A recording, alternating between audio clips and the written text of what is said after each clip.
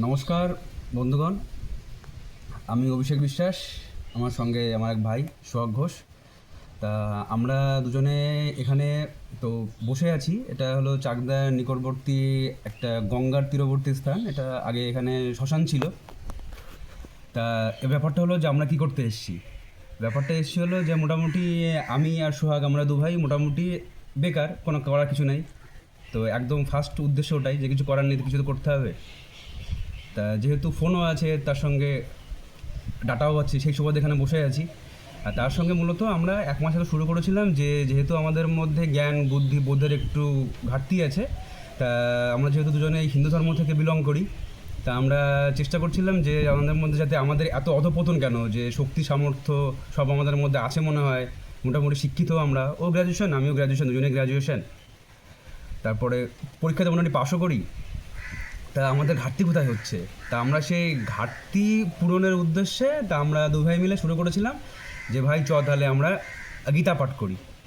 তা আমরা আজ থেকে এক মাস আগে তা এখানটায় আমরা বসে বসে গীতা পাঠ শুরু করি।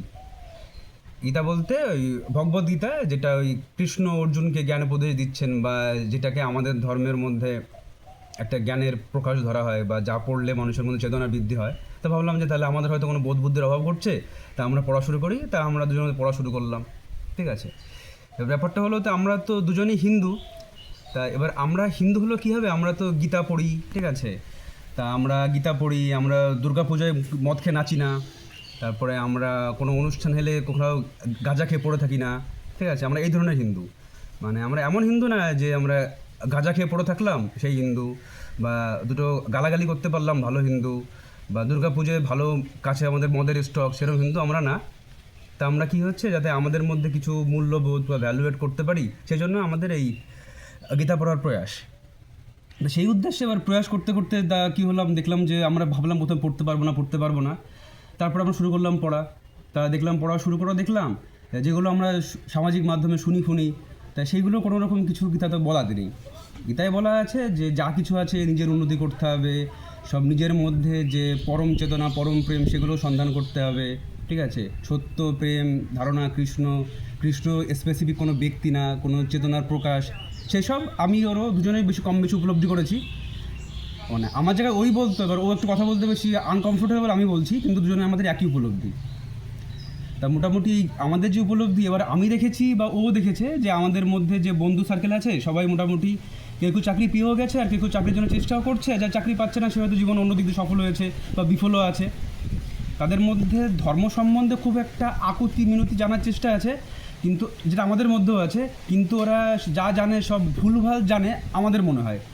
কেমন ভুলভাল জানে, যেমন কেউ ধরো প্রেম করতে চাইছে, সে কৃষ্ণ বলল যে কৃষ্ণ ওই বলেছে, এবার তার পছন্দ ওই মেয়েকে, সে ওই মেয়ের সাপেক্ষে টানছে কৃষ্ণকে, ঠিক আছে। এইভাবে তাদের মধ্যে ধর্মের ব্যাপার আছে।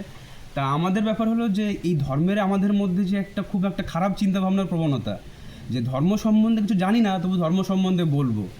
আসলে আমি ছাগল, কিন্তু আমি প্রকাশ করবো আমি মানুষ, ঠিক আছে। আমি নিজেও ছাগল হয়তো, সেটা পরের কথা। তাই এই উপলক্ষ করে আমাদের তো মোটামুটি গীতা পাঠ শুরু।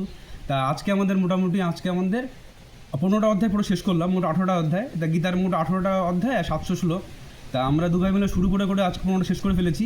এবার শেষ করে ফেলেছি মানে বুঝেছি এরকম না, কিন্তু বেসিক যেটা সাধারণ জ্ঞান, যে এটা কি ওটা কি, সেই সম্বন্ধে আমরা কিছু তথ্য মোটামুটি জানতে পেরেছি। তাই সেই সম্বন্ধে আজকে একটা ভাবলাম যেটা একটা ভিডিও রেকর্ডিং করি, পরে হয়তো দেখতে পারবো। তা এটাই। তা মোটামুটি তা আজকে নিজেদের ইন্ট্রোডিউস দেওয়া হলো, পরের দিন চেষ্টা করবো আর ভালো কন্টেন্ট রাখার, ঠিক আছে। নমস্কার।